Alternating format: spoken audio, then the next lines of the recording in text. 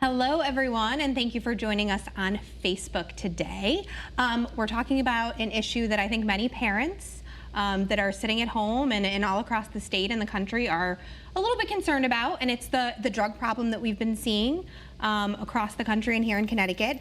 Joining me today on Facebook is Jennifer Nadeau. She's a licensed clinical social worker with CHR, and you guys have a really unique program that you guys do to help families and help kids who may be facing this problem. Can you tell me a little bit about it? Yeah, sure. So Multidimensional Family Therapy, or MDFT, is a comprehensive, integrated, family-centered treatment approach. And so it's a therapy-based program where we're working with youth who are 9 through 18, along with their families, who are using substances or who are at risk of using substances. So 9 years old. Yeah, as young as 9. So, I think with the younger population that we work with, typically those are the kids who are more at risk, right? So maybe there's a family history of substance use, they're hanging out with the wrong crowd, they're starting to display some risky behavior, maybe some delinquency, things of that nature. Typically, the kids who are really using tend to be the kids who are in high school, around those ages, but you would be surprised to hear that sometimes there are younger kids who are dabbling a little bit in substances. Well, I have a middle schooler at home, and I have a stepson who's also in middle school, so it's definitely something that's on my mind. I think it's on the mind of a lot of parents. What are some things that we can look out for to see if maybe our child might be getting into this stuff? Sure. So I think, first of all, as parents, right, like we should always trust our gut instinct, right? So if you feel that something is off, I think sometimes having a conversation, right, with your kid or with your children is really important. I think other things to look for, right, if you have a student who used to do really well in school and now they're really struggling, that can be a warning sign. I think if they're, hanging out with other youth where you're starting to see some risky behaviors or some delinquency, maybe they're skipping school, getting in trouble with law enforcement, things of that nature, those tend to be pretty indicative that maybe they're headed down the wrong path. And now if your child is acting differently, right, it's a red flag, right? Yeah, absolutely, absolutely. And where does your program come in? And when should someone, is it when you think they might be using or before they get to that point? It can be either or, right? So I think, one of the things that's great about multidimensional family therapy, or MDFT, is that it can also be a preventative program, right? So we're not just looking at the kids who are only using substances, but we're looking at kids who are at risk. So even if we just have some concerns that they're headed down that path, right, and they're displaying some of those risky behaviors, they could certainly be appropriate for our program as well. Now, for those of you just joining us, just to catch you up, we're with Jennifer Nadeau, and she's with CHR. She's a licensed clinical social worker, and we're talking about a therapy program that helps children and teens who are at risk or using drugs. So tell me, you have 4 areas that you guys focus on. Yes. Can you tell me a little bit about that? Yeah, sure. So there's 4 different domains that we work across in MDFT. So we work with the individual youth, the individual parent or caregiver, the family, and then the community. So to give you a little bit more detail about that, so with the individual youth, we're working with them as an individual, as well as a member of their peer group and as a member of their family.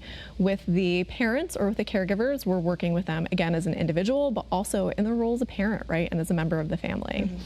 We work with the family to really try and improve family relationships, communication, and then we're also working across the community domain. So in the community domain, that's going to entail things like school, different extracurricular activities, and just other basic needs and supports that the family needs that kind of touch them across the community. Now, this is different from a traditional therapy program where just the child goes into therapy, maybe the parents get a little update from time to time. Why is it so important to have all these factors?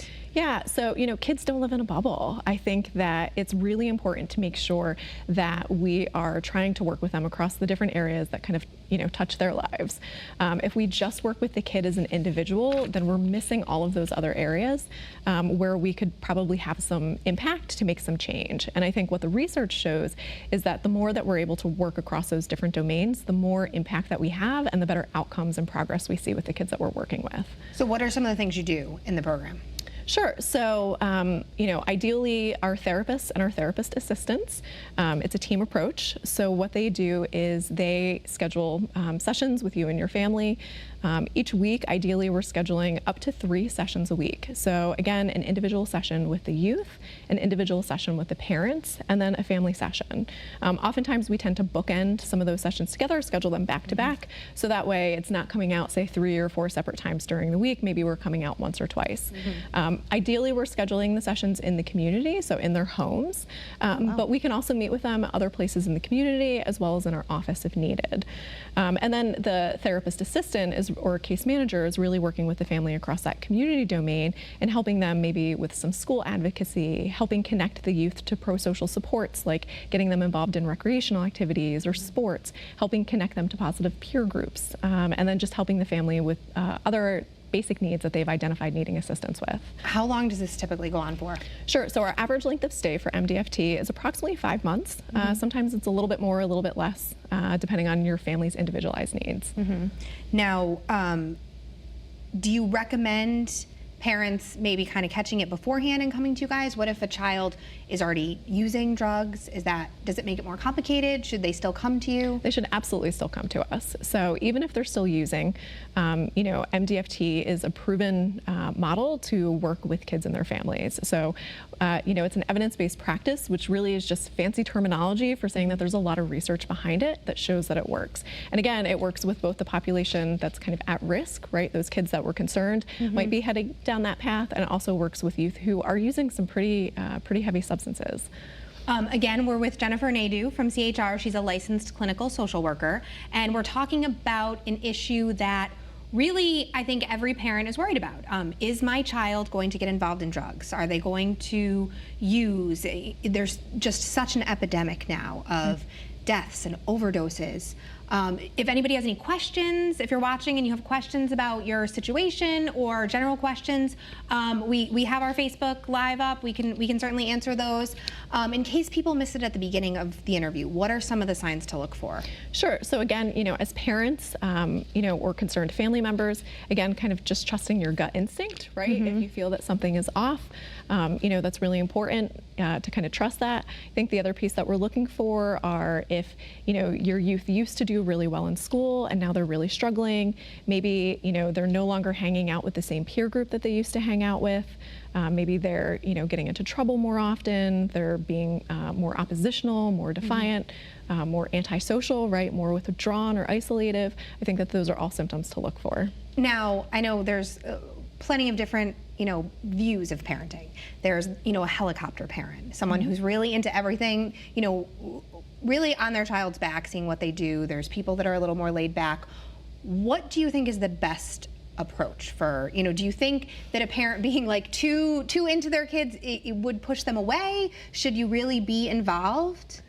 I mean, I think it's important for parents to be involved, right? But I think it's also a balance, right? Because I think that piece about, like, if you're a helicopter parent and you're always just on top of your kid, right? At some point, especially once they enter adolescence, they're going to start to want to, kind of push back a little bit more and kind of push away, right? Which developmentally is appropriate. Kids are trying to assert some of their own independence. So I think it's really a balance. And, I think that it's important for parents to have relationships with their kids and to talk about these things. How do you keep those lines of communication open, and how should you talk to your children about drugs? Right. I think just being open and honest about it, right? I think kids know a lot more than we give them credit for sometimes. And so we may perceive like, oh, we shouldn't talk about this. Or, if we talk about it, it means that it'll, draw them to using drugs, or we're talking about something that they don't know about. And really, that's not true, right? Kids know a lot more than we give them credit for. So I think just being open and honest and talking about those and having those conversations with kids is really important. What's the age group that you see the most? So I think, the majority of the kids that we work with probably are about 14 and older, so 14 through 18. But we do work with a lot of younger kids as well. Again, our treatment approach works with kids as young as 9 up through 18.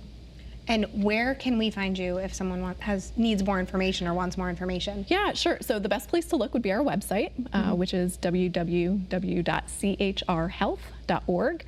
You can also contact our assessment center, which is 1-877-884-3571. And I'll make sure that we put this right on this video if you're watching down the road, if you're not watching us live, and maybe it's, you know, Thursday evening and you're watching us. I'll make sure that we put that information right in the comment thread so that you can find the information that you need if you're at home and you want those answers. Jennifer, thank you so much for joining us today. Thank you so much for having me. Have a good day, everybody.